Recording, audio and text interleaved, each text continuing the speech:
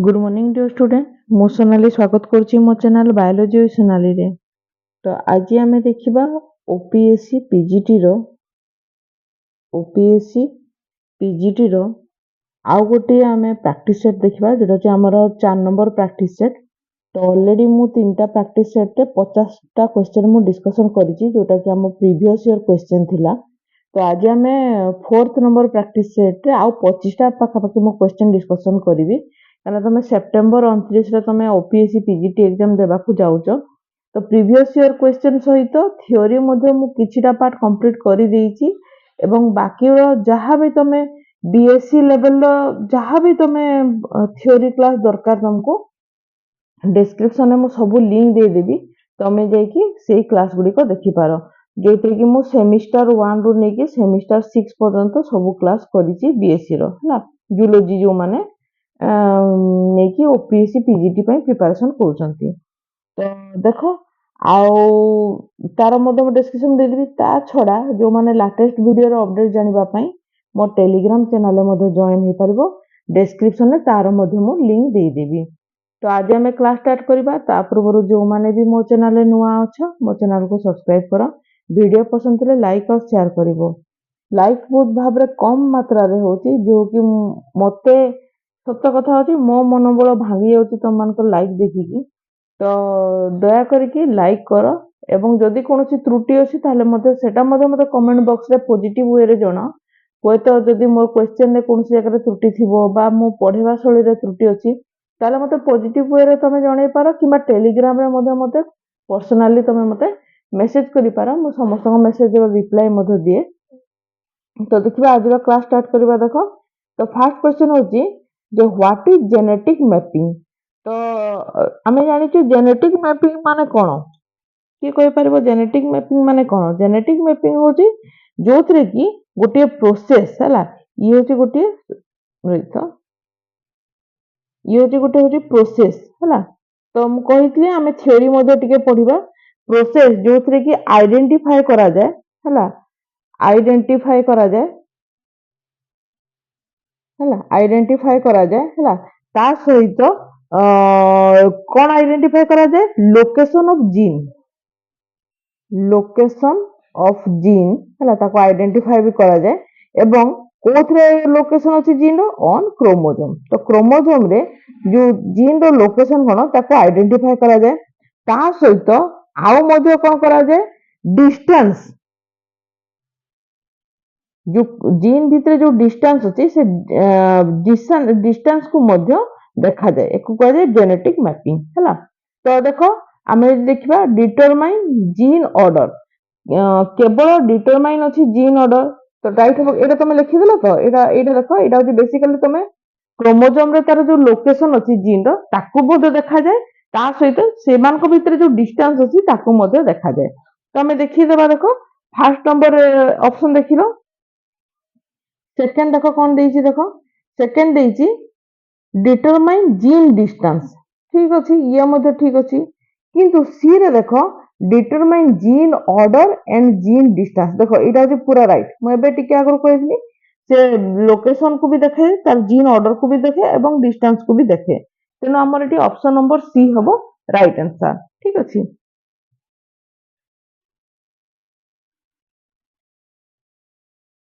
तब next question देखो देइछि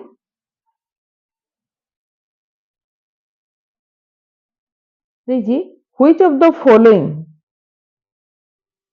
is an example of permanent translocation heterozygosity। यदि permanent translocation of heterozygosity रो कथा आसला ताले यार राइट आंसर हबो ओएनोथेरा हला। तो ये हबो राइट आंसर ठीक अछि। ये जे हमर कंप्लीट तमर परमानेंट ट्रांसलोकेशन हेटेरोजाइगोसिटी रो एग्जांपल ठीक अछि। तब नेक्स्ट क्वेश्चन हम देखिबा मेयोसिस ऑकर्स इन देखो मेयोसिस केते बेले हेइ थाए देखो मेयोसिस सब बेले हम जदि कहबा रिप्रोडक्टिव ऑर्गेनिज्म मान को पाखे हेइ थाए रिप्रोडक्टिव सिस्टम रे हेइ थाए हला। तो रिप्रोडक्टिव सिस्टम रे कोन हो जाए जो जते बेले जाइगोटा कोन सब बेले हैप्लॉइड। तो जते बेले डिप्लॉइड रु हैप्लॉइड को आसे ସେତେବେଳେ ମିଓସିସ୍ ହେଇଥାଏ।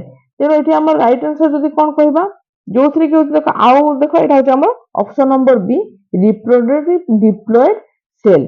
କାହିଁକି ନା ଏଠି କାହିଁକି ହେଇଥାଏ ଦେଖ, ସେକ୍ସୁଆଲି ରିପ୍ରୋଡକ୍ଟିଭ ଅର୍ଗାନିଜିମ୍ ମାନଙ୍କ ପାଖରେ ଏଟା ହେଇଥାଏ, ଯୋଉଥିରେ କି ତମ ଡିପ୍ଲଏଡ୍ ସେଲ୍ ଥାଏ।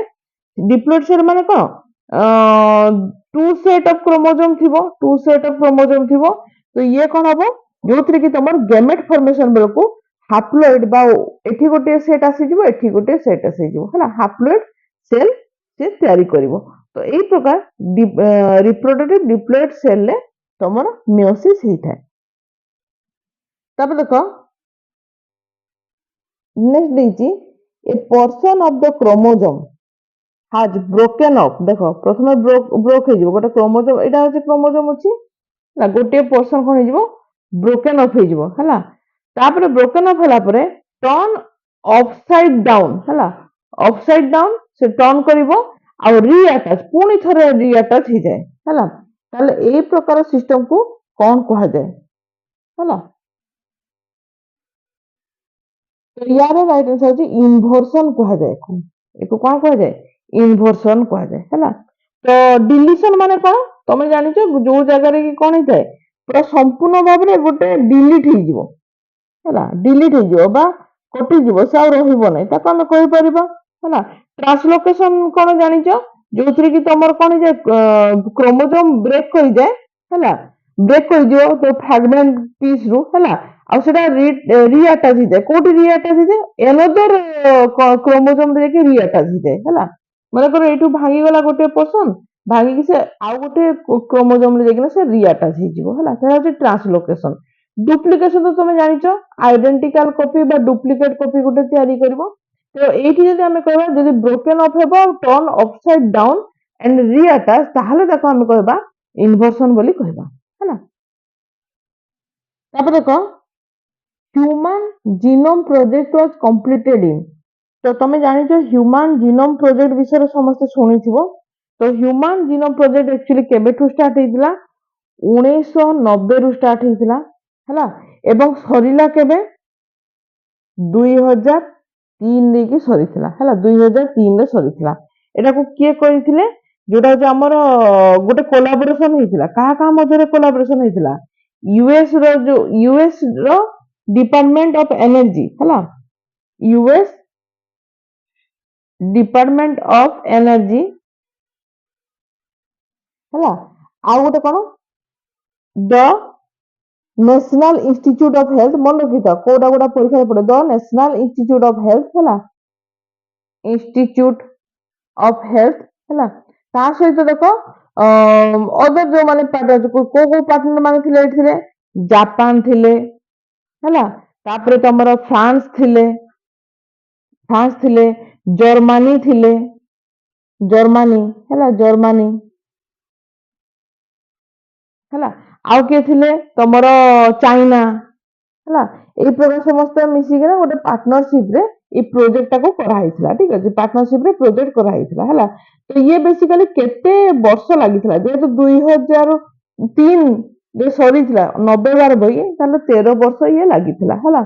ତ ବେସିକାଲି ଏଠି କ'ଣ କରାଯାଏ ତମେ ଜାଣିଛ, ହ୍ୟୁମାନ ଜିନୋମ ପ୍ରୋଜେକ୍ଟ ରେ କ'ଣ ତମେ ଜାଣିଛ, ଯୋଉଟା କି ତମର ବେସିକାଲି ତମର କୋଉଥିରେ ହେଲ୍ପ କରେ, ଯେ ତମର କିଛି ଗୋଟେ ଡିଏନ୍ ମାନେ କୌଣସି ଗୋଟେ ମର୍ଡର କେସ୍ ସଲ୍ଭ କରିବା ପାଇଁ ହଉ ବା ପ୍ୟାଟର୍ନାଲ ଆଇଡେଣ୍ଟିଫିକେସନ ପାଇଁ ହେଲ୍ପ ହଉ, ଏଇ ସବୁ ପ୍ରୋଜେକ୍ଟ ପାଇଁ ହେଲ୍ପ କରିଥାଏ ହେଲା।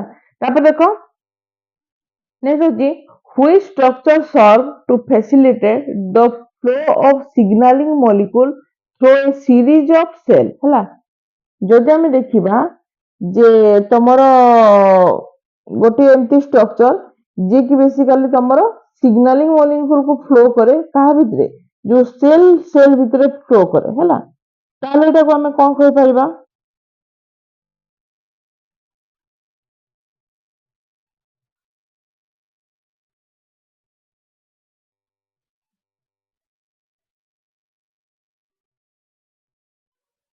ଏଥିରେ ଦେଖ ଯଦି ଆମେ ଦେଖିବା, ତମର ଗୋଟେ ହଉଛି ଗେଟ୍ ଜଂସନ ହବ, ମନେ ରଖିଥାଅ, ଗେଟ୍ ଜଂସନ ଯଦି ଅଛି, ଗେଟ୍ ଜଂସନ ହବ, ପ୍ଲାଜମୋଡେସ୍ମାଟା ବି ହବ, ପ୍ଲାଜମୋଡେସ୍ମାଟା ଏଠି ତ ଦେଇନି ପ୍ଲାଜମୋଡେସ୍ମାଟା ଦେଇନି ତମର ପ୍ଲାଜମୋଡେସ୍ମାଟା ବି ହବ ସେଲ୍ ସରଫେସ୍ ରିସେପ୍ଟର ବି ହେଇପାରେ ହେଲା ତ ଏଇ ପ୍ରକାର ହବ ତ ଏଠି ରାଇଟ୍ ଆନ୍ସର ତମର ଗେଟ୍ ଜଂକ୍ସନ ହବ ତ ଦେଖ the division of eukaryotic cell set of chromosome into two set is identical to the original is identical କହିଛି ଏଠି ଅଧା କହି ନାହିଁ identical ମାନେ ସମ୍ପୂର୍ଣ୍ଣ ଭାବରେ ଯଦି 2n ଅଛି ଏଠି ଯେତେବେଳେ ଭାଗ ହବ ଇଏ 2n ହିଁ ହବ ନିହାତି ଭାବରେ ଇଏ କଣ ହବ ମାଇଟୋସିସ୍ ହବ ଦେଖ ବହୁତ ଇଜି ଅଛି ପୁରା ବେସିକ ଜିନିଷ କିନ୍ତୁ ଟିକେ ବୁଲେଇକି ପଚାରିଛି ହେଲା ତାପରେ ନେକ୍ସଟ କ୍ୱେଶ୍ଚନ ଦେଖ 58 ଦେଇଛି who demonstrated that gene are located in chromosome କିଏ ପ୍ରଥମେ ଦେଇଥିଲେ ଇଏ ଏକଦମ ଡାଇରେକ୍ଟ କ୍ୱେଶ୍ଚନ ମର୍ଗାନ ଦେଇଥିଲେ ହେଲା ମର୍ଗାନ ଦେଇଥିଲେ ତାଙ୍କର ପୁରା ନାଁ କଣ Thomas hunt Morgan Thomas hunt Morgan ହେଲା ମର୍ଗାନ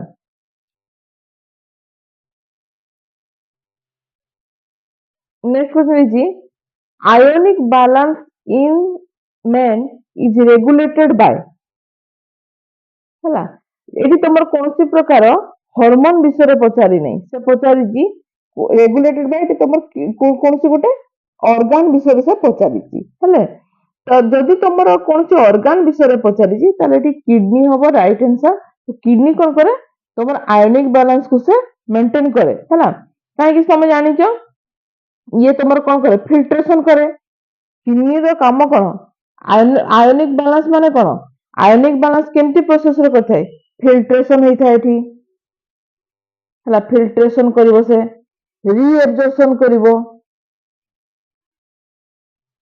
ହେଲା ଆଉ କଣ କରିଥାଏ ସିକ୍ରେଟ ବି କରିଥାଏ କିଛି ଜିନିଷ ସିକ୍ରିସନ ବି କରିଥାଏ ତ ଫିଲ୍ଟ୍ରେସନ ରିଏବଜର୍ପସନ ସିକ୍ରିସନ ଏଇ ପ୍ରକାର ସବୁ ଜିନିଷ କରେ ତ କଣ ସେ ତମର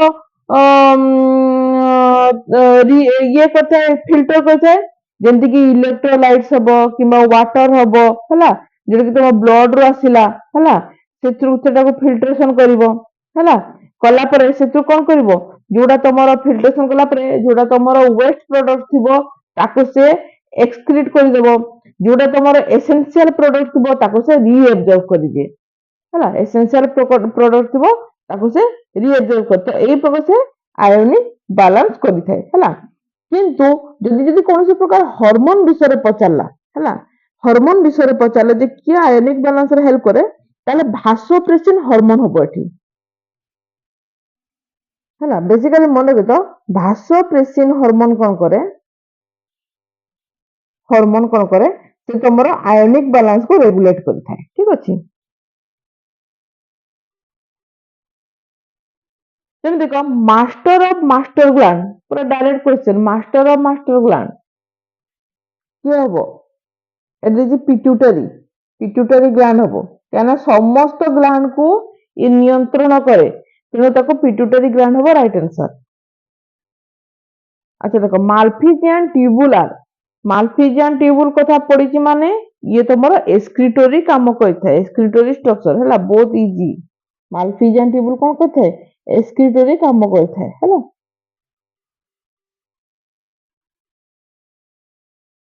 ତାପରେ 62 ଦେଖ the functional unit of vertebrate excretory system functional unit କଥା ଆସିଯାଇଛି ତମେ ଏଠି କିଡନୀ ଡାଇରେକ୍ଟ ଲେଖିବନି ଏଠି ଡାଇରେକ୍ଟ କିଡନୀ ଲେଖିବନି କିଡନୀ ତ ଅଛି ସତ କଥା କିଡନୀରେ ଏକ୍ସକ୍ରିସନ ହେଇଥାଏ କିନ୍ତୁ ତା ଭିତରେ ମଧ୍ୟ ଗୋଟେ ଷ୍ଟ୍ରକ୍ଚର ଅଛି ଯିଏକି ବେସିକାଲି ତମର ଏକ୍ସକ୍ରିସନ ପାଇଁ ମେନଲି କାମ କରିଥାଏ କିଡନୀ ଭିତରେ ହେଲା ତାର ନାଁ ହଉଛି ନେଫ୍ରନ ଫଙ୍କସନାଲ ୟୁନିଟ ବିଷୟରେ ଆସିବ ମାନେ ନେଫ୍ରନ ହେଲା ଯେମିତି ଆମର structure and functional unit of ଯୋଉଟା ଆମେ କହୁଛୁ ବ୍ରେନ ର ଆମେ ସେଲ ଜାଣିଛୁ ଆମେ ଯୋଉ ଆମେ ପଢିଛୁ କି ନାହିଁ ତ ସେଇ ପ୍ରକାର ତାପରେ ଦେଖ carbohydrate digestion is not taking place एटा एकदम इजी एकदम बेसिक लेवल क्वेश्चन देख आम एटा प्रथम रू ही जानिचु तमर कार्बोहाइड्रेट जदि आसला स्टोमाक रे केबे भी से डाइजेशन हुए नाही किंतु किडनी रे किछि मात्रा रे हेइथाय बुकल कैविटी रे भी हबो इंटेस्टाइन रे भी हबो स्टोमाक रे केबे भी कार्बोहाइड्रेट रो डाइजेशन ହୁଏ ନାହିଁ।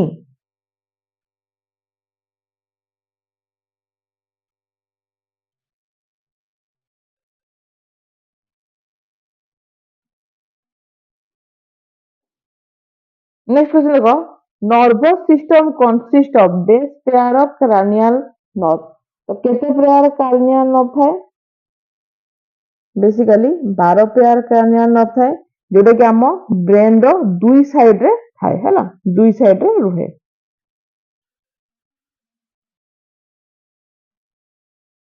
नेक्स्ट क्वेश्चन देखो, which of the following is the correct primary function that event? Primary function,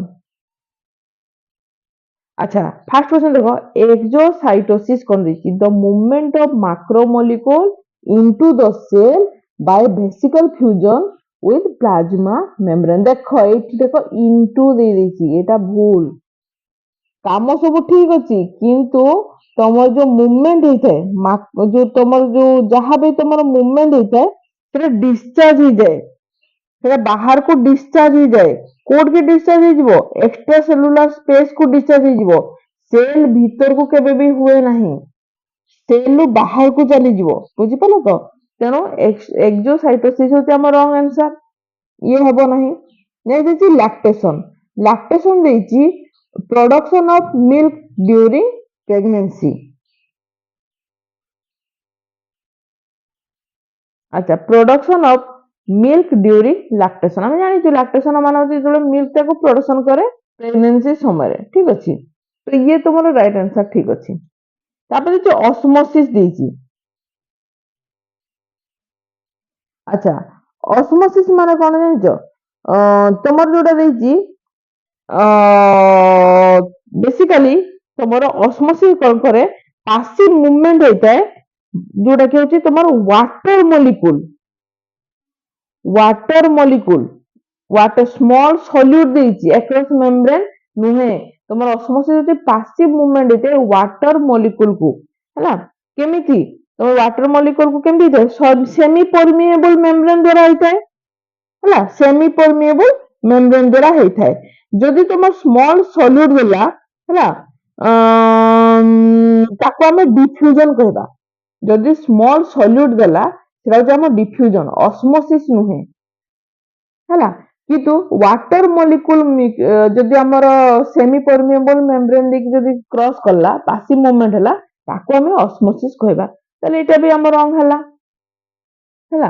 तापर नेक्स्ट दिछि टेस्टोस्टेरोन। देखो testosterone hormone need for the normal growth of female, केबे भी हबो कि नुहे, हैला। तुम राइट आंसर एटी कोन हबो? राइट आंसर हबो लैक्टेशन टा होछि राइट आंसर हबो। फीमेल पाकर टेस्टोस्टेरोन हार्मोन सिक्रेशन हेले ता ग्रोथ ही थाए, एटा होछि रॉन्ग, हैला।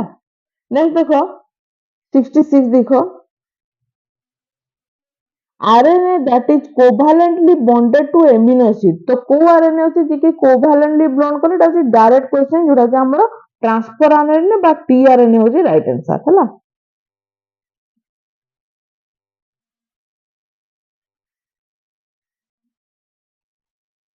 तो ये कौन कर तुम जानिछ? जेतबे एमआरएनए रे जो कोडन आसी थाए, जो कोडन हैला, जो तुमरो तुमे जे एमिनो एसिड रो गोटे कोडन थाए ना, से कोडन को डिकोड करे किए? डिकोड करे तुमरो टीआरएनए ही डिकोड करे। से जो तुमरो एमआरएनए जो कोडन थाए ताको डिकोड करे टीआरएनए, एवं ता सहित से एमिनो एसिड को मधे कोन करे अटैच करे, हैला। एमिनो एसिड पाखे से अटैच करके ताको नबो। ये कौन करे? एमआरएनए।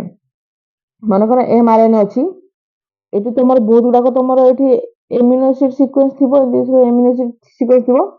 तो टीआरएनए कौन करबो? टीआरएनए होछि हमर चश्मा लगै के आसीबो, एवं एई जो कोड अछि एकु से डिकोड करबो। डिकोड करबा सहित एकु से तो निज देह रे अटैच करि देबो, एवं अटैच करिके से ताको नै जिबो स्पेसिफिक जो तार काम अछि, हैला सेई जगह रे ताको पहुंचे देबो। ता कोन काम अछि एटा मो डिटेल मो थ्योरी रे ऑलरेडी बहुत सुंदर भाबरे बुझेछि। तो मैं एसएसबी जूलॉजी लेक्चरशिप रे भी जाइकिना देखि परिबो, बहुत सुंदर भाबरे को बुझे सारिछि जे टीआरएनए एमआरएनए आरआरएनए मान को काम कोन, हैला। इंट्रन आर द इंट्रन कौन इंट्रन हूँ तुम जब पढ़ी ताहले नॉन कोडिंग सीक्वेंस है इंट्रन हूँ कौन नॉन कोडिंग सीक्वेंस है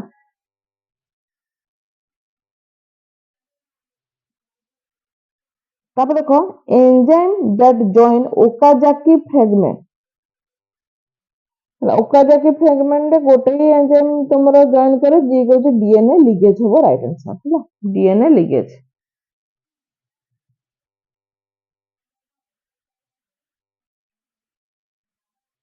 तो ओकाजाकी फ्रेगमेंट कौन तुम जानছো जोटा कि तुम डिसकंटिन्यूअसली तुमर कौन होता है सिंथेसाइज होता है एमती टिके एमती रहबो फिर छाड़ी जीवो फिर टिके रहबो एमती छाड़ी जीवो एमती फ्रेगमेंट टाइप छोट छोट स्मॉल गैप दे दे से तार डिसकंटिन्यूअसली କରିଥାଏ ହେଲା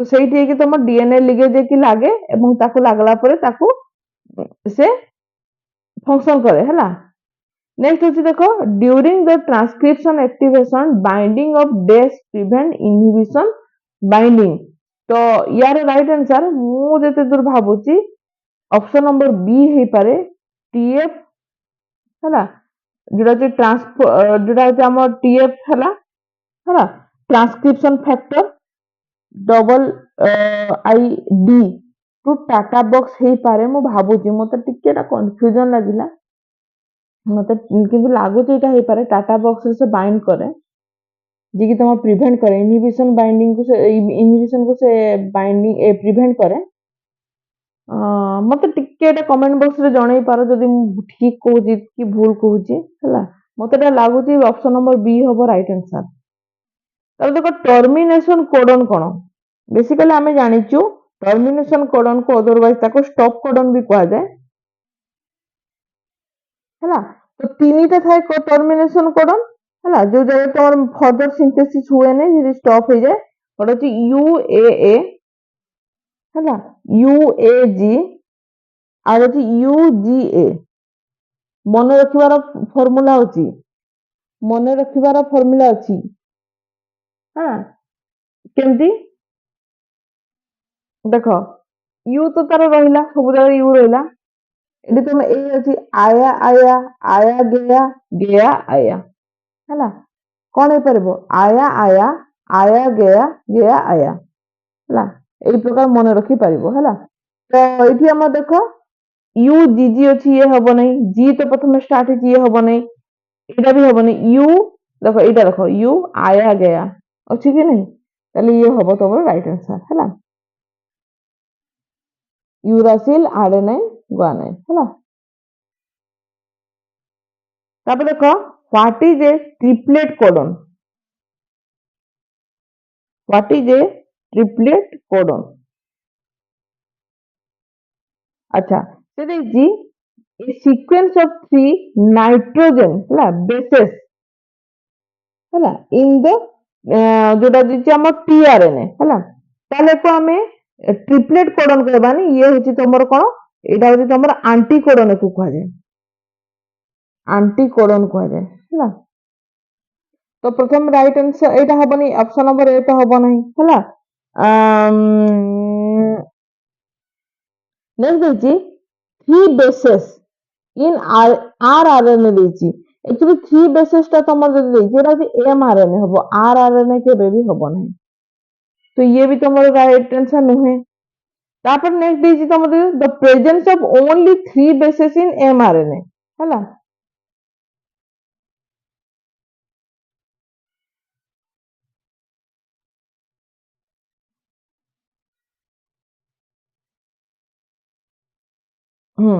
এইটা ଏବେ ଟିକେ ଆଗରୁ କହୁଥିଲି ଏଇଟା ହବ ରାଇଟ ଆନ୍ସର ଏଇଟା ହବ ରାଇଟ ଆନ୍ସର ହେଲା ଅପସନ ନମ୍ବର ସି ହବ ରାଇଟ ଆନ୍ସର ତାପରେ ଦେଖ hydrolytic enzyme of lysosome mainly फंक्शनेट केतेबेले से फंक्शन करता है जेतेबेले तार एसिडिक पीएच ही जाए ହେଲା राइट आंसर हबो एसिडिक पीएच पाका पाकी तुमर 5 ही जाए पीएच भैल्यू तुमर 5 ही जाए ହେଲା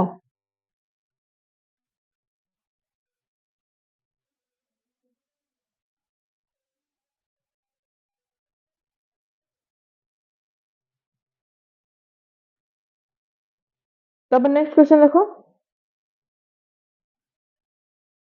73 ଦେଇଛି most of the mature eukaryotic mRNA have तो तुम एटी ऑप्शन नंबर बी हबो राइट आंसर है ना G8 नहीं नहीं ऑप्शन नंबर 3 हम नहीं 5 प्राइम रे G लाइक हां 5 प्राइम एंड रे तुम G थाए आ जो हमर जदि हम देखिबा पॉली ए टेल रे हमर 3 प्राइम एंड रे लागि थाए हैला तो मु तो होची ऑप्शन नंबर ए हबो एटा भी टिके मते कमेंट बॉक्स रे जणै पारो मते लागुची ऑप्शन नंबर 8 हबो 3 प्राइम रे ही तुम पॉली ए लागे एठी तो लागे नहीं आ 5 प्राइम रे G अछि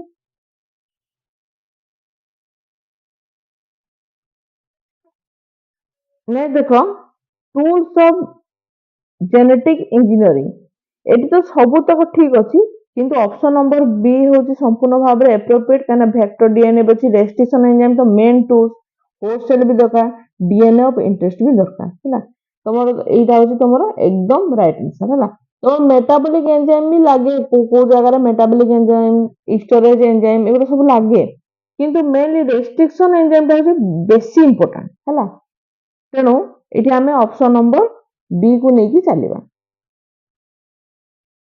तो 75 is protein are glycosylated in this देखो ग्लाइकोसिलेटेड जदि हेई थाए प्रोटीन हैला तो देखि परबो जदि हम देखिबा